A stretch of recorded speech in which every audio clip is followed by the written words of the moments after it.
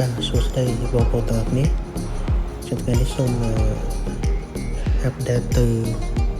ការបុកគ្រឹះនៅគម្រោង ML Glory នេះគឺជាសកម្មភាពការបុកគ្រឹះអញ្ចឹងយើងបុកគ្រឹះតសគឺ3ទឹក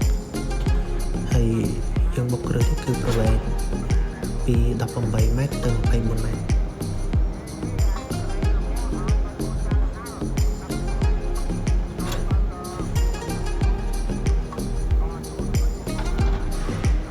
ចឹងខាងក្រុមហ៊ុនគឺផ្ដោតយកចិត្តទុកដាក់ទៅលើការសាងសង់ហើយអ្វីដែលសំខាន់បំផុតនោះគឺការបុកគ្រឹះគឺជាចំណុចសំខាន់គឺយើងអត់សេវលុយទេគឺយើងធ្វើមិនក៏ដោយគឺយើងបុកគ្រឹះមកជាប់មកមុំកុំឲ្យថ្ងៃក្រោយផ្ទះដែលយើងសាងសង់ហើយមានបញ្ហាស្រុតឬក៏ប្រេះ structure ចឹងបងប្អូនអាចតាមដានបានទៅលើការបុកគ្រឹះហើយនៅមានវីដេអូជាច្រើនទៀតខ្ញុំនឹងធ្វើការអាប់ដេតផុសជូន